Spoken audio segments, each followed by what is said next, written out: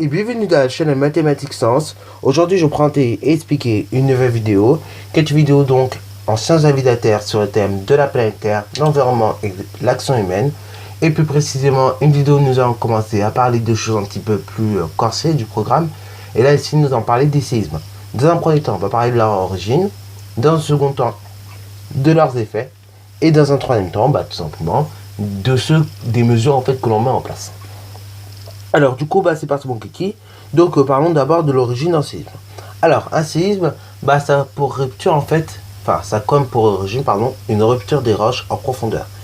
Donc la zone précisément où cette rupture des roches en fait elle a lieu, on appelle ça tout simplement un foyer, ok. Donc c'est la zone en profondeur dans laquelle il y a eu la rupture des roches. Celle-ci va provoquer tout simplement la propagation d'ondes sismiques dans toutes les directions, ok.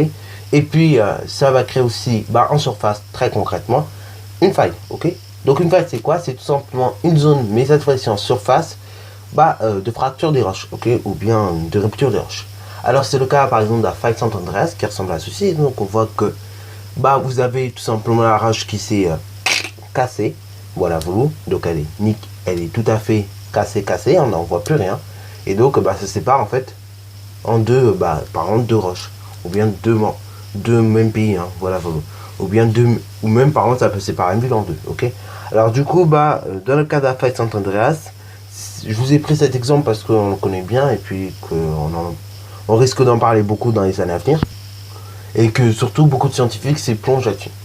Alors la faille Sant Andreas, c'est une faille située en Californie et plus précisément donc à San Francisco. Donc c'est du coup le pays exactement dans lequel ça se situe, c'est les États-Unis. Ouais, parce que les États-Unis, je sais pas si vous étiez au courant, mais en fait, dans les États-Unis, il y a des États, ok. Et dans les États même, il y a des villes, ok.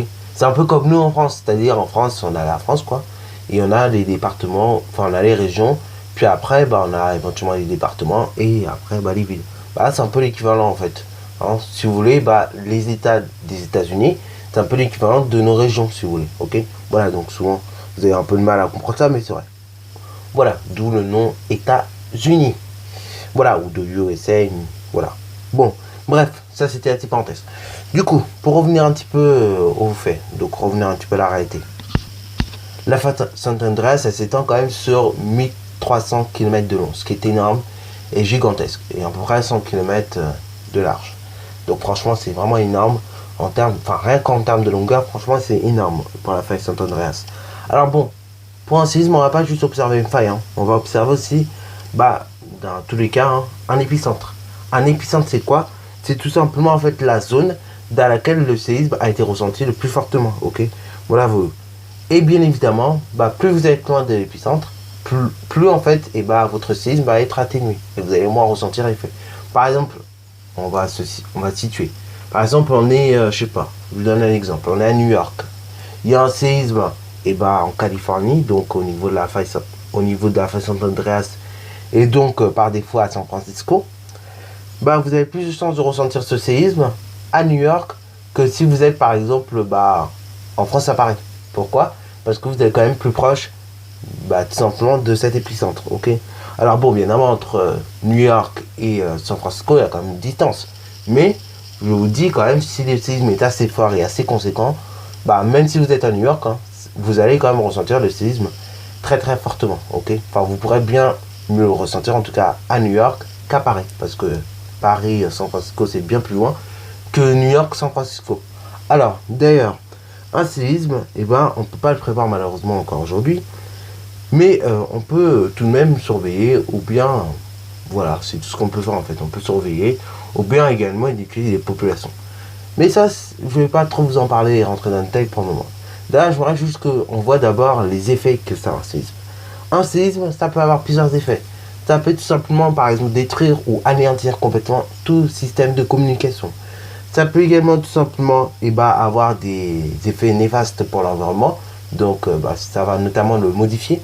Donc, on n'aura pas du tout le même environnement. On aura un environnement plutôt détruit, triste, ainsi de suite. Ça peut également, donc, tout simplement faire objet de destruction d'infrastructures ou bien de systèmes de communication, ok, ou bien ça peut faire des ruptures électriques, enfin bref, ça peut faire pas mal de ruptures. Ça peut également entraîner donc des morts, beaucoup de blessés, et puis des incendies dans certains cas. Et puis même si le séisme est très très fort, ça peut même entraîner carrément des crises économiques. Alors, à travers l'histoire, ça s'est déjà produit des séismes qui entraînent des crises économiques. Donc là, toutes les conséquences que je vous ai dites là, bien évidemment, c'est ce qui s'est passé notamment lors du Big One. Donc c'était un très très gros séisme qui s'est passé justement à San Francisco et donc qui a carrément cassé la ville, ok. Donc à ce moment-là, on avait tout plein de systèmes de communication qui étaient détruits, les blessés ont été nombreux. Vous avez eu également donc toutes les infrastructures et canalisations qui étaient carrément cassées. Vous avez eu donc pas mal de choses qui ont été changées au niveau de l'environnement. C'est-à-dire l'environnement n'était plus le même, il était carrément modifié, ok. Et puis du coup, ça entraînait même carrément une crise économique aux États-Unis, ok. Alors cette crise économique, ça n'a pas été très bon, puisque voilà, le pays du coup il a été fragilisé quoi, pendant au moins 3 bonnes années. Donc ce séisme-là, il s'est produit vers les années 1906, et donc au niveau de l'intensité à l'époque, on ne mesurait pas trop l'intensité du séisme. D'ailleurs, pour mesurer l'intensité d'un séisme, on utilise un sismomètre. Et ce sismomètre, ok, donc ça ressemble à ceci, va mesurer donc en fait l'intensité du séisme selon l'échelle de Richter, ok. Voilà, qui va évaluer le séisme en fonction des dégâts tout simplement qui auront été faits, ok, et l'intensité. Alors, du coup, au niveau donc des effets, pour revenir là-dessus, par exemple la ville de San Francisco, on pourrait très bien dire aux habitants, vous sortez de la ville, vous dégagez. Sauf qu'en réalité, San Francisco, c'est bien plus complexe que ça. En général, San Francisco, c'est une très belle ville qui ressemble à ceci.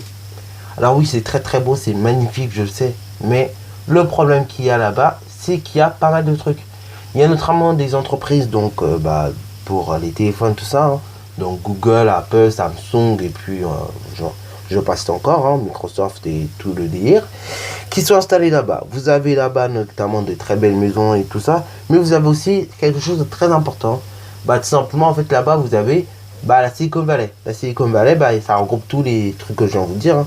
Donc toutes les entreprises que je viens de vous dire, plus, tout simplement, un data center. Un data center, c'est en gros un centre avec toutes vos données.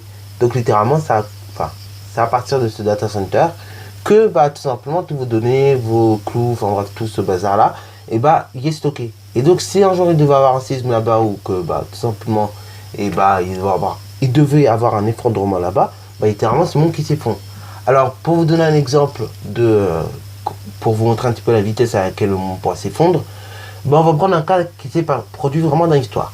On prend la crise économique qui a eu lieu en 1929 aux États-Unis. Cette crise-là, elle a eu lieu en 1929 aux États-Unis. Ça n'a pas été très cool pour les États-Unis.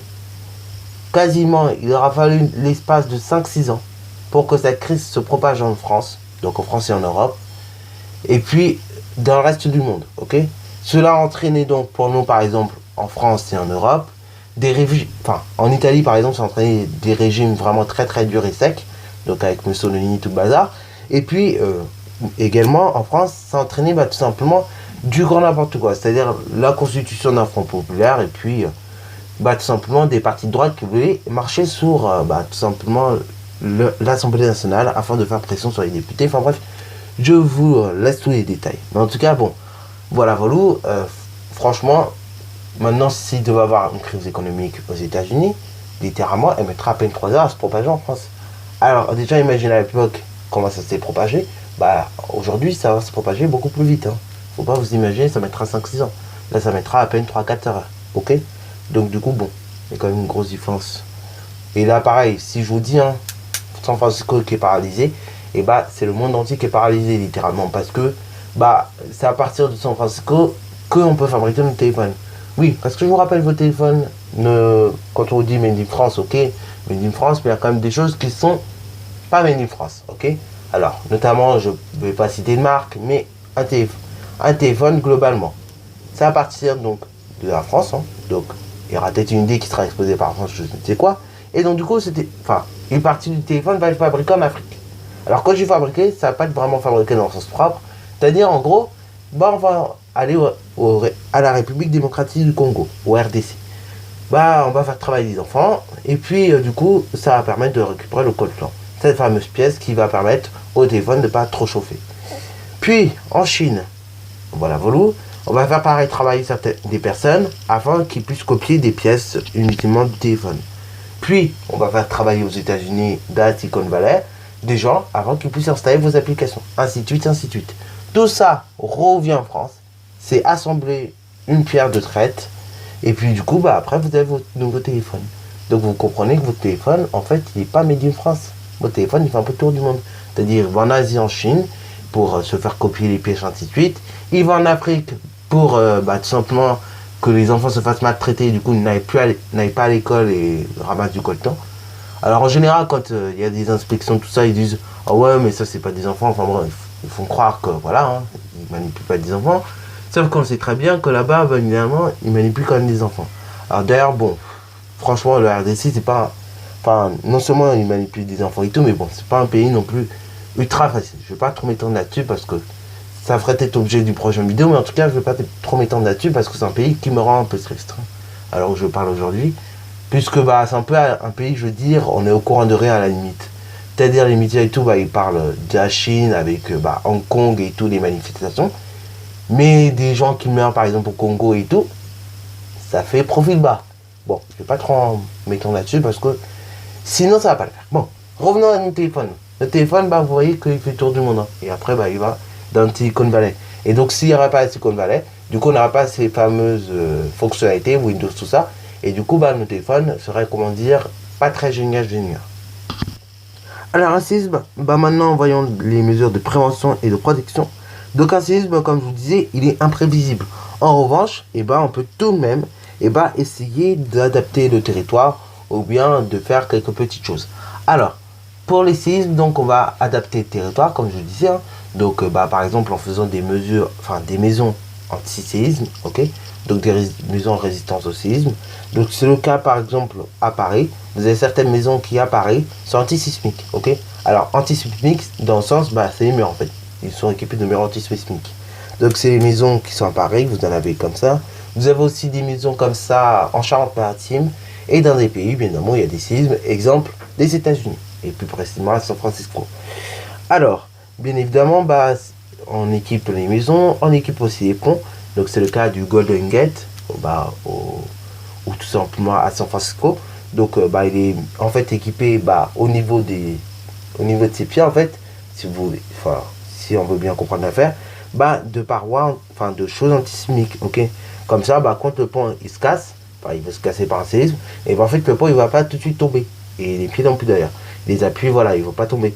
Donc du coup, pourquoi ils vont pas tomber? Parce qu'ils seront antisismiques ces appuis là, ok. Voilà. Alors, on va adapter le territoire et l'aménager comme il faut afin de protéger des séismes. Mais on va également éduquer la population. Donc, on va éduquer et la sensibiliser aux différents comportements qu'il faut avoir lors d'un séisme. Comme ça, lors d'un séisme, au moins, ils auront les bons gestes.